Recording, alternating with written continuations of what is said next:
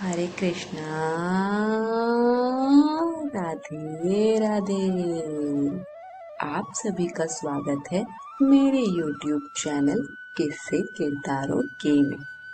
और आज की वीडियो में हम आजा एकादशी व्रत कथा को सुनेंगे।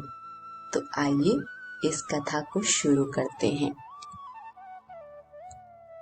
अर्जुन ने कहा, हे पुंडरीकाक्ष, अब आप कृपा करके मुझे भाद्रपद माह के कृष्ण पक्ष की एकादशी के विषय में भी बतलाइए।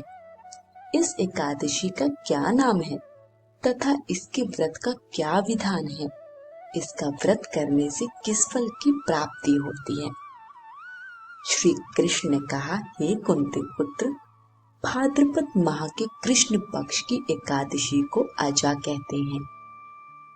इसका व्रत करने से सभी पाप नष्ट हो जाते हैं। जो मनुष्य इस दिन श्रद्धा पूर्वक भगवान का पूजन करते हैं, उनके सभी पाप नष्ट हो जाते हैं।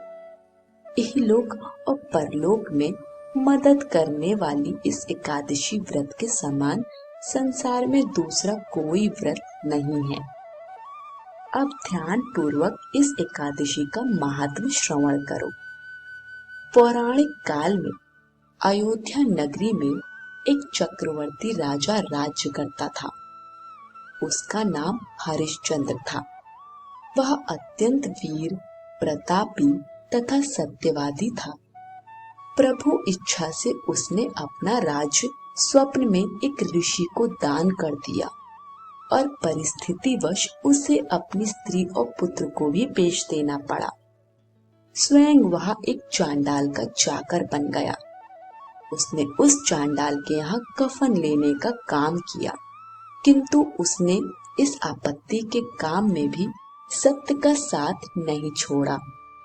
जब इसी प्रकार उसे कई वर्ष बीत गए तो उसे अपनी इस नीच कर्म पर बड़ा दुख हुआ और वह इससे मुक्त होने का उपाय खोजने लगा।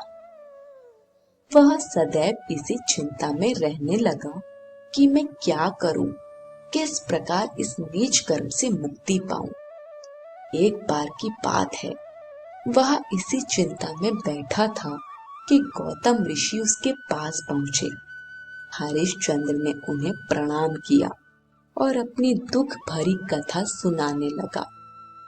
राजा हरिश्चंद्र की दुख भरी कहानी सुनकर महर्षि गौतम भी अत्यंत दुखी हुए और उन्होंने राजा से कहा, हे राजन, भादो के कृष्ण पक्ष की एकादशी का नाम आजा है।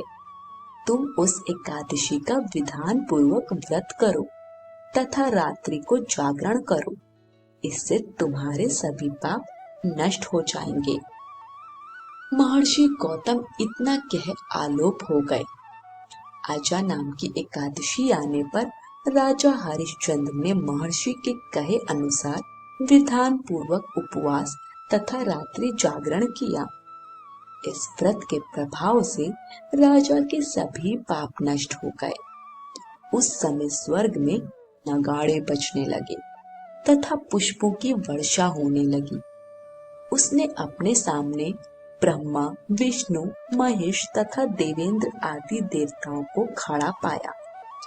उसने अपने मृतक पुत्र को जीवित तथा अपनी पत्नी को राजसी वस्त्र तथा आभूषणों से परिपूर्ण देखा। व्रत के प्रभाव से राजा को पुनः अपने राज्य की प्राप्ति हुई। वास्तव में एक ऋषि ने राजा की परीक्षा लेने के लिए यह सब कौतुक किया था, परंतु आजा एकादशी के व्रत के प्रभाव से ऋषि द्वारा रची गई सारी माया समाप्त हो गई और अंत समय में हरिश्चंद्र अपने परिवार सहित स्वर्गलोक को गया। हे राजन, यह सब आजा एकादशी के व्रत का प्रभाव था। जो मनुष्य इस उपवास को विधान पूर्वक करते हैं तथा रात्रि जागरण करते हैं, उनके सभी पाप नष्ट हो जाते हैं और अंत में वे स्वर्ग को प्राप्त करते हैं। इस एकादशी व्रत की कथा के श्रवण मात्र से ही अश्वमेध यज्ञ के फल की प्राप्ति हो जाती है। कथा सार। मनुष्य को भगवान के प्रति पूर्ण श्रद्धा रखनी चाहिए। जटिल परिस्थितियों में भी जो मनुष्य सत्य का मार्ग नहीं छोड़ते वे अंत में स्वर्ग को जाते हैं। सत्य की परीक्षा जटिल परिस्थितियों में ही होती है। आज की कथा यही समाप्त होती है। वीडियो पसंद आई हो तो कमेंट बॉक्स में हमें अपना फीडबैक जरूर दीजिए।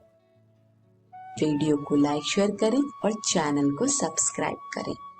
सभी को हरे कृष्ण, राधे राधे।